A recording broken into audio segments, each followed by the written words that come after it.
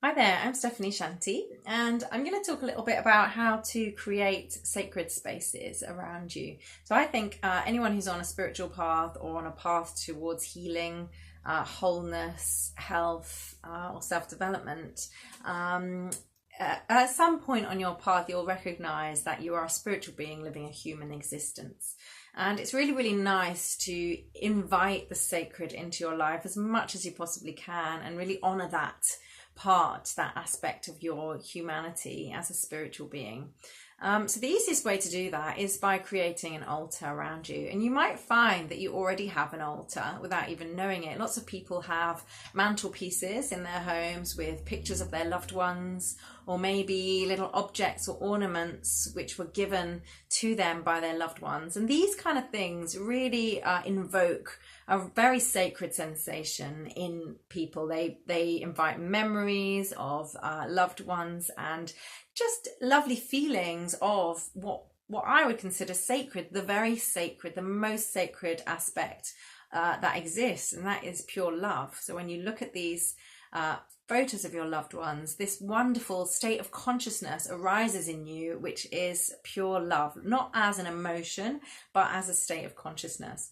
And love as the most divine, the most sacred space you can possibly invite is what we're looking for. So you'll find that there's objects that already imbue that in you. You know, a gift, for example, a bunch of flowers that's been given to you, you put in a vase, and it creates this sacred sensation within you when you look at it, when you think about it.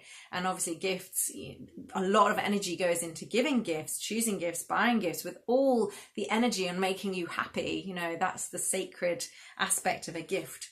So you'll know where you think an altar should go. Maybe if you have a meditation practice, you could set aside a coffee table or a space on the floor where you have an altar. Or maybe if you don't have that much space and you have a little shelf in your room, or a tabletop or mantelpiece, or if you do a special physical practice like yoga or qigong or something like that, and there's a space where you always do that, maybe there's an opening for a little altar there. When you've found it, you'll know it. I know people that do have an altar as a windowsill where they're washing up because they really want to invite the sacred into the most mundane task of washing up, so they can really feel uplifted. And maybe this is a space where children can't get to and animals can't get to, and it's really, really their own space is where they're washing up. So I invite you to think about where that altar could be. And then I would invite you to try and represent all the elements of human existence, all the elements of nature on that altar. So what I mean by this is taking it right down to the base level. We want to represent Earth on the altar. And Earth is, you know, your connection to nature, your connection to this whole world, to the knowledge that you are the world. You're not separate from the world. You are part of it and it. So often when we're in nature, we feel this amazing sense of connection, and we collect little pine cones or driftwood or stones or shells. This is the kind of thing where I mean we're really connecting with Earth. So if you have anything like that that really conjures up that feeling of togetherness, that beautiful feeling that you felt when you were in nature, then you can place that on your altar. And crystals work really, really well as well. Obviously, beautiful crystals have power of their own, but they're also part of Earth. So any crystal or sacred piece of nature that you can put will represent Earth. And that's kind of your root chakra as well when we think about the chakra system. And then the next element that is less dense is water. So you could have a vase of flowers, or you could even have a potted plant which mixes earth and water elements together. Or you could even have some sacred water that you've collected maybe at a beautiful stream that you've been to, or maybe someone's brought you some sacred water from the Sea of Galilee or from the Ganges in India, or some water that means something to you. You can have a beautiful bowl with water in.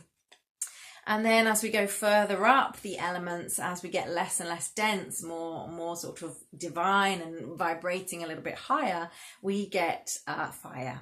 So obviously placing a candle really invokes a feeling of the sacred, the spiritual. We light lights in the winter to try and bring some light to the darkness. We light candles when we're doing a spiritual practice in churches, synagogues, mosques. Yeah, so having a beautiful candle on your altar representing fire. And then we move up. So fire would be solar plexus in the chakra system.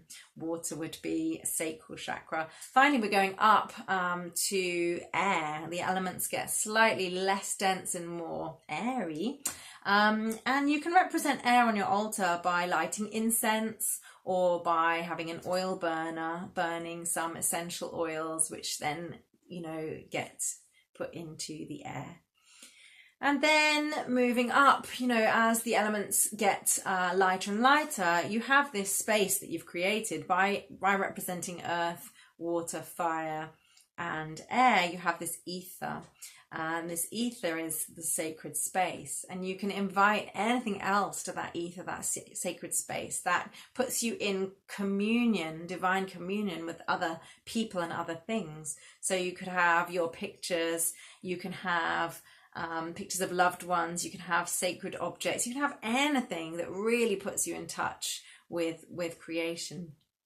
And you can also represent, you could have a symbol of a divine force, a divine being on your altar. So lots of people like the symbol of Buddha, or you might like Hindu gods or goddesses. I'm a big fan of Lakshmi and Ganesh. It might be a picture of Jesus or Mother Mary, some connection with a divine spirit. You might prefer fairies, I don't know, something. It will be completely unique to you, something that invokes a very, very sacred being and, a divine sense of sacred there.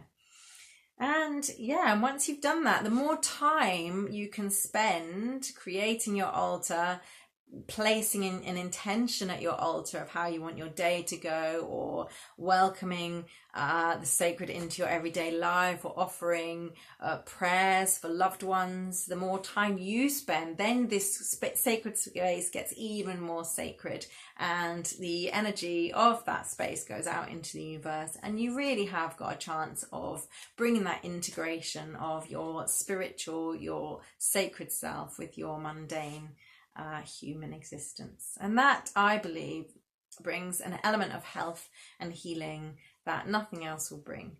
So enjoy making your altar, and do send me photographs of them, and get in touch if you want any more ideas. Thank you. Namaste.